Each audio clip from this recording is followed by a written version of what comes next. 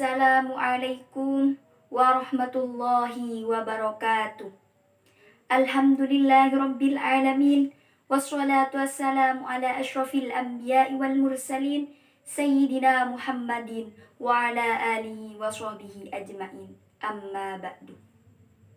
Al-Mukarram, para alim ulama, wabil khusus pengasuh Pondok Pesantren Zainul Hasan Genggong yang saya takzimi, segenap para rektor dan yang saya takzimi, dosen tadris bahasa Indonesia, dan tak lupa pula teman-temanku yang berbahagia.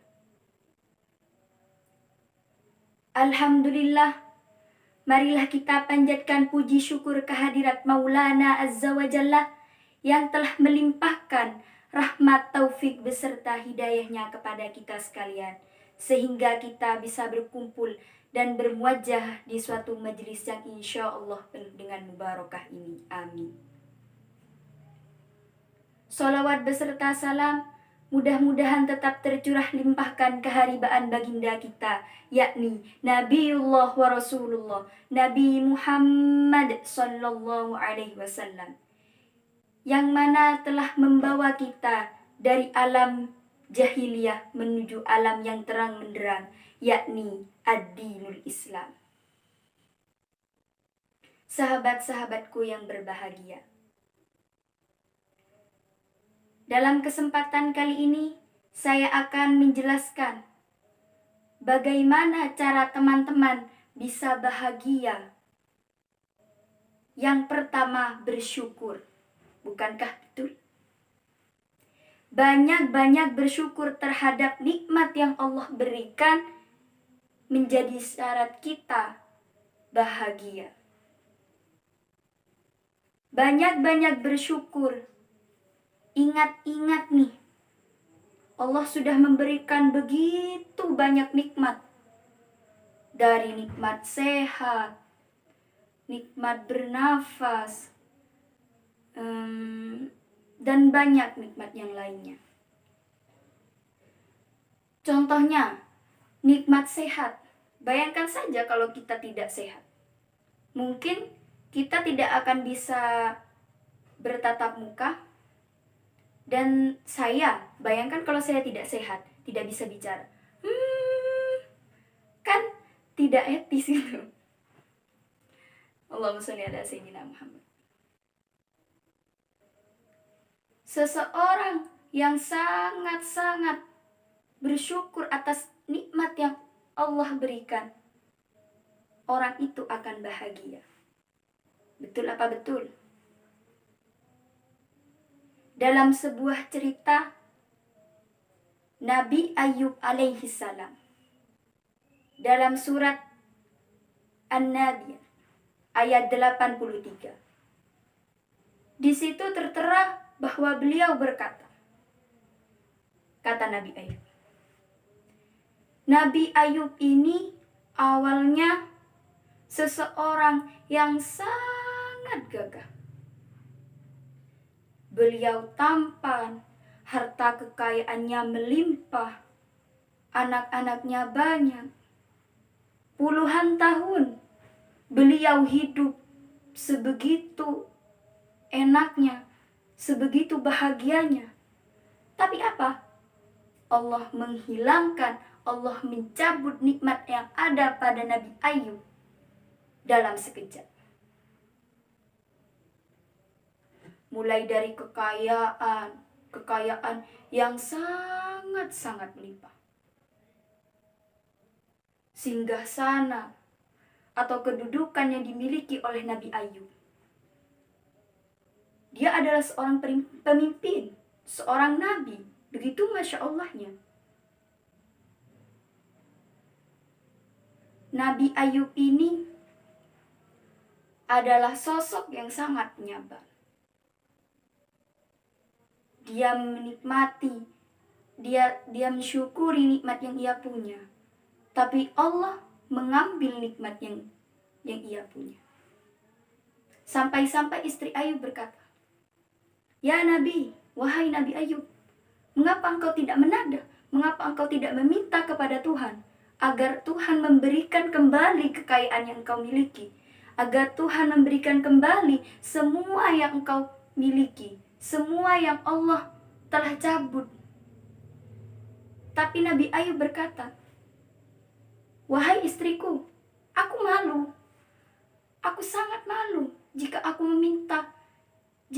meminta harta kekayaanku itu kembali. Bagaimana aku tidak malu? Aku sudah diberikan kekayaan puluhan tahun. Kekayaan yang sebegitu mewahnya. Anak-anak yang banyak. Kekayaanku yang melimpah. Rupaku yang ganteng, gagah. Aku malu dengan cobaan yang sedikit ini. Dengan cobaan yang sedikit ini aku sudah mengeluh. Aku malu mengeluh yang seperti itu, wahai istriku." Masya Allah, sudah diberi cobaan Nabi Ayub dengan mengambil seluruh harta kekayaannya, tapi beliau masih sangat-sangat menerima.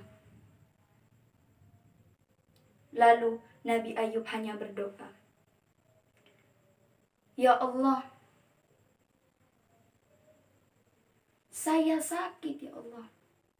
Bayangkan betapa tidak sakitnya. Kulit yang sedemikian rupa terkena penyakit sampai ulat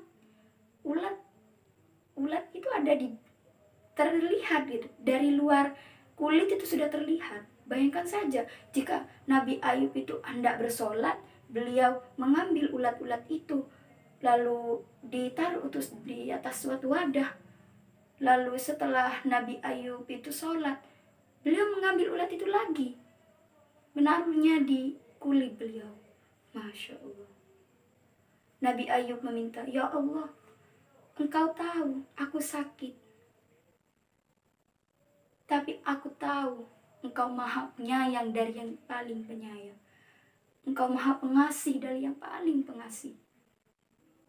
Jadi Nabi Ayub menerima bahwa semua ini adalah cobaan yang diberikan Allah. Cobaan yang sedikit, kata Nabi Ayub. Cobaan ini hanya sedikit jika dibandingkan dengan nikmat Allah yang sudah diberikan. Dari cerita Nabi Ayub ini mengajarkan bahwa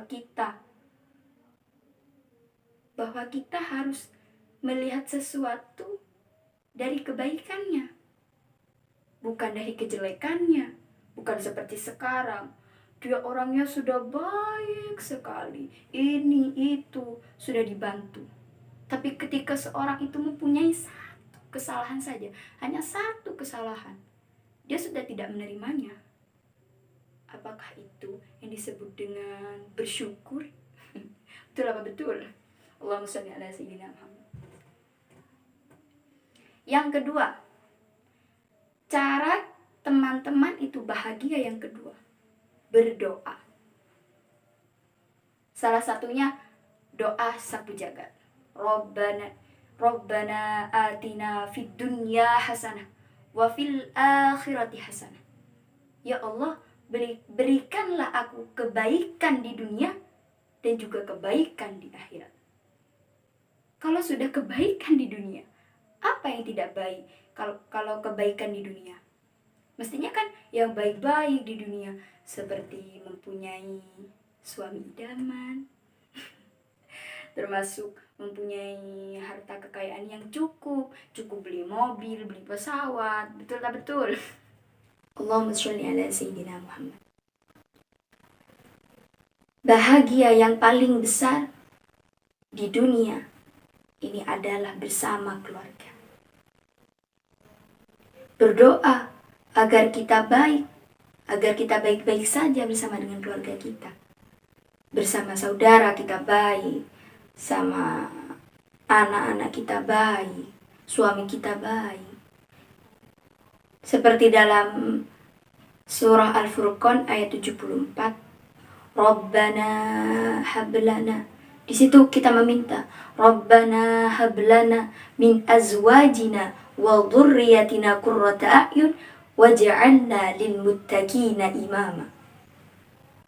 Di situ kita meminta, ya Allah, tolong berikan kepadaku saudara-saudara yang baik, anak-anak yang baik, keturunan yang baik, dan berikanlah aku imam yang baik. Di situ sudah jelas bahwasanya kebahagiaan yang akan kita rasakan, kebahagiaan yang sangat besar, itu adalah keluarga. Betul tak betul? Dan kita jangan pernah meremehkan sebuah doa. Karena Allah sudah berfirman, Ud'uni astajib lakum. Berdoalah kepadaku, maka akan aku kabulkan doamu. Maka akan aku kehendaki doa. Kita berdoa kepada Allah. Meminta ini, meminta yang terbaik. Meminta agar ilmu yang kita dapat menjadi barokah, bermanfaat. Jangan pernah meremehkan doa. Karena doa ini yang membuat kita menjadi bahagia. Allahumma sholli ala sayyidina Muhammad. Yang ketiga, cara kita agar bahagia yaitu adalah tawakal. Tawakal bukan gini. Ya sudah, aku nggak mau belajar, nanti jadi pintar. Itu bukan tawakal. Kita tawakal, pasrah kepada Allah. Dengan catatan kita berjuang. Kita ikhtiar, kita mencoba. Kita tidak tahu nih, belajar ini sangat sulit. Ya kita cari materi dari berbagai ilmuwan yang terkemuka. Kita cari materi, kita pahami, kita ikhtiar terlebih dahulu. Kita berusaha untuk ini, untuk itu. Baru setelah itu kita tawakal. Berserah diri kepada Allah. Terserah kita mau diberikan sukses iya, tidak sukses iya. Tapi kita berdoa, kita mencoba, tawakal kepada Allah. Nah, di situ kita akan menemukan ketenangan pada diri kita sendiri. Kita tidak terlalu mengejar, tapi kita juga tidak mengulurkan gitu. Kita tawakal itu, kita itu mencoba ikhtiar terlebih dahulu. Kita mencoba, kita mencari ini dan itu. Setelah itu kita tawakal, pasrah kepada Allah. Terserah Allah memberikan seperti apa. Tapi yang jelas itu baik. Yang kita inginkan belum tentu itu baik terhadap kita. Yang kita inginkan nih, ingin bersama si dia, tapi Allah tidak menakdirkan. Kita tidak tertakdir bersama dengan orang yang kita pilih. Itu adalah rahasia Allah, itu adalah kehendak Allah. Karena Allah lebih tahu dari segala-galanya. Karena Allah lebih maha tahu daripada kita. Kita hanya memiliki keinginan. Kita ingin bersama dia. Sepertinya bahagia karena dari segi bebet, bobot, dan sebagainya, dia itu baik menurut kita. Tapi Allah tidak takdirkan kita bersamanya. Kita ditakdirkan dengan orang lain yang Allah sudah catat di Lauhul Mahfuz sana. Dia baik untuk kita. Jadi kita tawakal, berserah diri, apapun yang diberikan Allah itu adalah yang terbaik. Itu adalah yang ketiga. Cara kita ingin bahagia. Mungkin itu saja dari saya, kurang lebihnya mohon maaf yang sebesar-besarnya. Wabillahi taufiq wal hidayah. Wassalamualaikum warahmatullahi wabarakatuh.